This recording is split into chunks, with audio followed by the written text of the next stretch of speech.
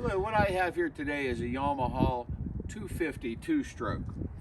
This bike is, I believe it's 1977, 1978, not exactly sure.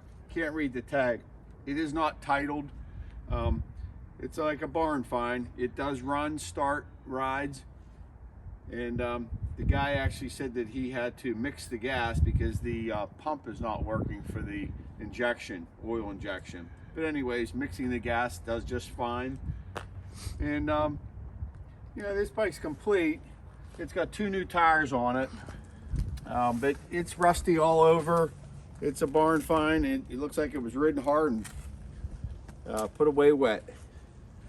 But anyway, original cylinder heads, there's no fins broken off or anything. Everything's intact.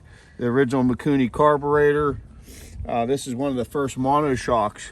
You can see there's no shock absorber. There's just the single monoshock. And gauges are intact, but it's a rough piece. It does run. It is complete. So bid what you feel you'd like to pay and restore it or ride it as it is. I'm going to take it for a ride. Start it up here. Gas on. I think the gas is on there. Low on gas actually.